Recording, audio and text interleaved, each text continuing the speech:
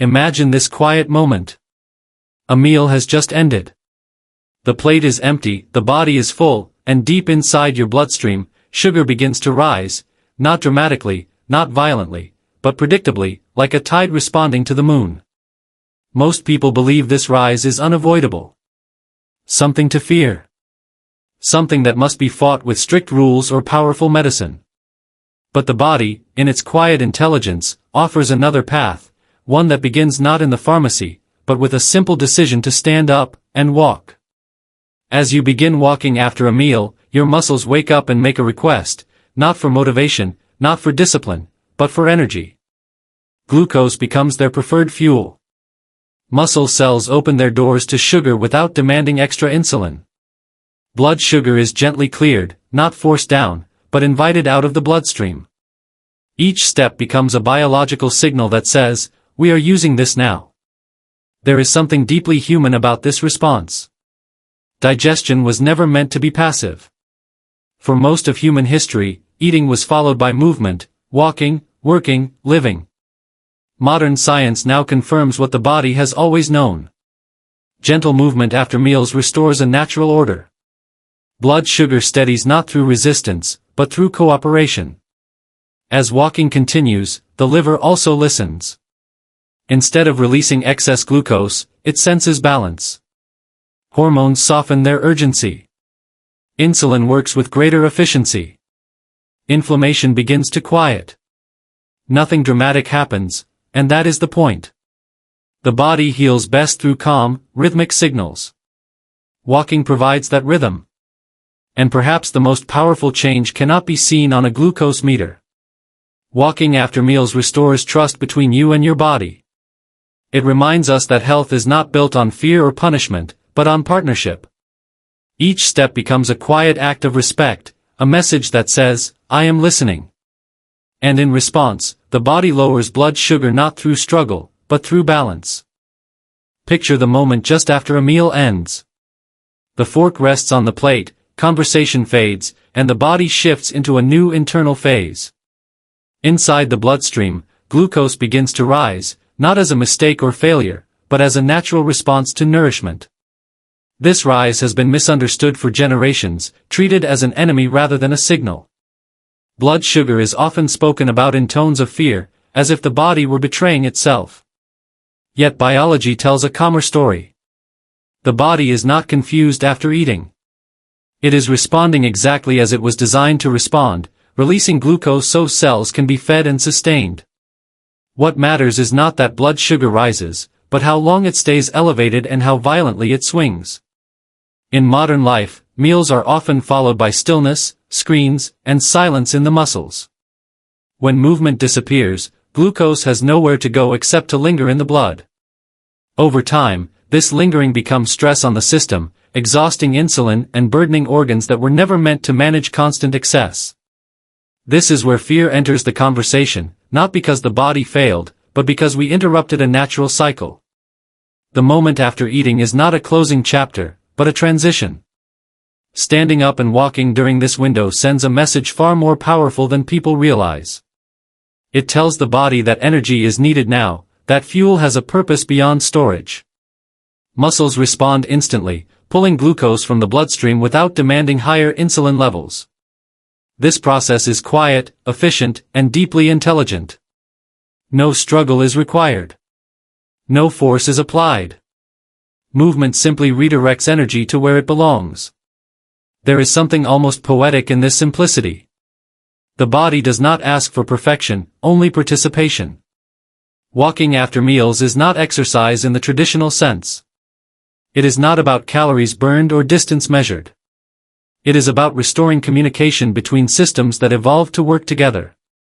When movement follows eating, blood sugar peaks lower and falls sooner, reducing the invisible strain that accumulates day after day.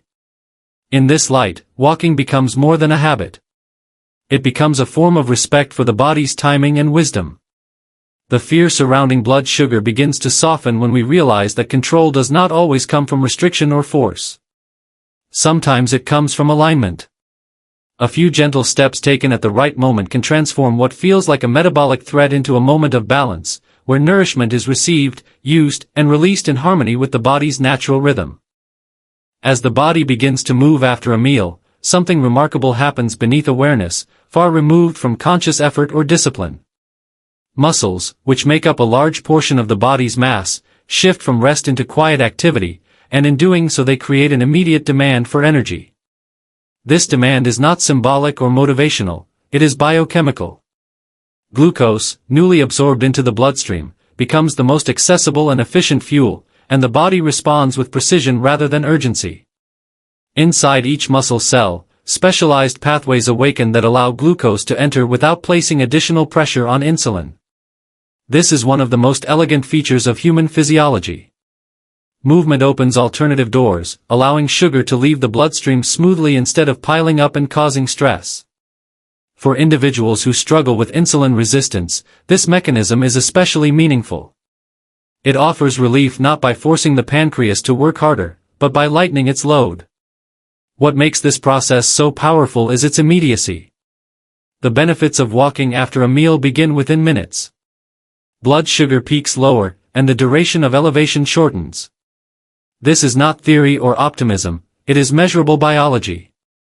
Yet it feels gentle, almost invisible, because the body prefers cooperation over confrontation. Walking does not demand exhaustion or intensity. Even slow, steady movement is enough to activate muscular uptake of glucose. There is a deeper message hidden in this response. The body is constantly listening for signals about how energy should be handled. When movement follows eating, the message is clear: this energy has a purpose now. In contrast, prolonged stillness sends a different signal, one that encourages storage and accumulation. Over time, these repeated signals shape metabolic health more powerfully than isolated choices. This relationship between muscle and blood sugar reveals why walking is uniquely effective compared to passive strategies. Medication, diet, and supplements can influence glucose levels, but movement directly engages the largest glucose-using tissue in the body. Muscles act like living reservoirs, absorbing sugar and converting it into motion, warmth, and strength. In doing so, they protect blood vessels, nerves, and organs from prolonged exposure to high glucose. Perhaps most striking is how accessible this process is. It does not require equipment, special knowledge, or perfect conditions. It asks only for presence and a willingness to move. In a world that often frames health as complex and overwhelming, walking after meals stands as a reminder that the body responds best to simple, well-timed signals. Each step quietly transforms circulating sugar into purposeful energy, restoring balance not through force, but through intelligent design. After a meal, the body enters a delicate state of coordination, where digestion, hormones, and energy management must work in harmony. In this moment, walking introduces a gentle signal that influences not only muscles, but the liver, an organ that plays a central role in blood sugar balance. The liver acts as a regulator, deciding when to release glucose and when to hold it back. When the body remains still after eating, the liver often continues releasing glucose even though sugar from food is already entering the bloodstream. This overlap quietly contributes to higher and longer-lasting blood sugar elevations. Movement changes that conversation. As walking begins, the liver senses that energy is being actively used. Hormonal signals adjust, and glucose production slows. This is not suppression or force, but feedback. The liver responds to what the body is doing, not to what we intend. Walking tells the liver that balance is present, and restraint becomes the natural response. Blood sugar stabilizes because supply and demand finally match. At the hormonal level, this shift is deeply calming. Insulin does not need to rise as sharply, because glucose is already being cleared by active tissues. Stress hormones, which can push blood sugar higher, begin to quiet as movement establishes rhythm and predictability. The nervous system subtly shifts away from urgency and toward regulation. Inflammation, often fueled by prolonged sugar elevation, loses its stimulus and begins to ease. What is remarkable is how modest this intervention can be. Walking does not need to be fast or intense to influence these systems. The body responds to motion itself, not to athletic performance. Even a slow walk is enough to create hormonal signals of safety and use. This reveals an important truth about metabolic health: the body thrives on consistency and timing more than on extremes. There is also a philosophical dimension to this process. The liver evolved to protect us during times of scarcity, releasing glucose when food was unavailable. In modern life, abundance is constant, but movement is optional. Walking after meals restores a context the liver understands. It reassures the body that energy is being used in real time, not hoarded for survival. Over time, this repeated message reshapes metabolic behavior. The liver becomes less reactive, insulin sensitivity improves, and blood sugar patterns soften. These changes do not arrive suddenly or dramatically. They accumulate quietly, day after day, step after step. Walking becomes a dialogue with the body's oldest regulatory systems, offering guidance rather than control, and allowing balance to emerge naturally within the rhythms of daily life. Beyond the measurable shifts in glucose and hormones, walking after meals alters the internal environment of the body in ways that are subtle yet deeply influential. Inflammation, often described as a silent background noise in modern health, is closely tied to repeated blood sugar spikes. When glucose remains elevated for long periods, it creates chemical stress that irritates blood vessels and tissues. Walking softens this stress not by targeting inflammation directly, but by removing its primary trigger through steady glucose regulation. As movement continues, circulation improves, allowing nutrients and oxygen to reach tissues more efficiently. This enhanced blood flow supports cellular repair and reduces oxidative stress, a process that quietly damages cells when left unchecked. Walking acts like a gentle current, preventing stagnation and encouraging renewal. The body responds not with urgency, but with calm efficiency, choosing repair over defense. The nervous system also plays a quiet role in this transformation. After eating, especially large or carbohydrate-rich meals, the body can shift toward a state of metabolic tension. Walking introduces rhythm, and rhythm has a calming effect on the nervous system. Heart rate settles into a predictable pattern, breathing deepens, and stress signals soften. This matters because stress hormones can raise blood sugar independently of food. By calming the nervous system, walking removes another invisible source of glucose elevation. There is an important insight hidden here. Health is often approached as a battle against numbers, but the body experiences health as an environment. Walking after meals improves that environment by aligning multiple systems toward the same goal. Blood sugar stabilizes, inflammation quiets, circulation improves, and the nervous system finds balance. None of these changes occur in isolation. They reinforce each other, creating a cascade of benefits that extend beyond glucose control. This process reveals why consistency matters more than intensity. A gentle walk repeated daily sends a reliable signal of safety and use to the body. Over time, tissues adapt to this signal. Blood vessels become more responsive, insulin sensitivity improves, and inflammatory patterns lose momentum. These adaptations are not dramatic enough to feel immediate, but they are powerful enough to reshape long-term health. In this sense, walking becomes a form of maintenance for the body's internal climate. It prevents extremes and encourages balance. Rather than reacting to problems after they appear, it quietly reduces the conditions that allow those problems to form. Each post-meal walk becomes an investment in stability, protecting the body from the cumulative effects of modern stillness and restoring a sense of ease within the complex systems that sustain life. Perhaps the most overlooked effect of walking after meals is the psychological and emotional shift it creates in the relationship between a person and their body. Blood sugar is often discussed in terms of control, discipline, and fear. Numbers are watched closely, mistakes are judged harshly, and the body is treated as something that must be restrained.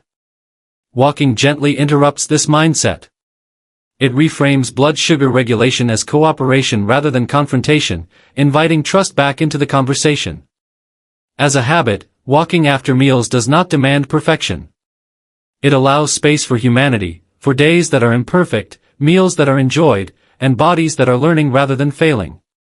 This matters deeply, because stress and guilt themselves influence blood sugar. When the body senses safety and calm, metabolic systems function more smoothly. Walking becomes both a physical and emotional signal that nourishment is welcome and movement is supportive, not punitive. There is a quiet empowerment in realizing that small actions, taken consistently, can guide complex biological systems. Walking requires no special equipment, no extreme effort, and no specialized knowledge. It is accessible across ages and abilities. This accessibility restores a sense of agency, especially for those who feel overwhelmed by medical advice or rigid health rules. The body responds positively when care feels gentle and sustainable. Over time, this practice builds confidence. Each walk reinforces the idea that the body is capable of self-regulation when given the right signals. Blood sugar patterns begin to feel less unpredictable, and fear gradually loosens its grip. This emotional shift has biological consequences. Lower stress levels support better hormonal balance, improved insulin sensitivity, and more stable glucose levels. The mind and body move toward alignment rather than opposition.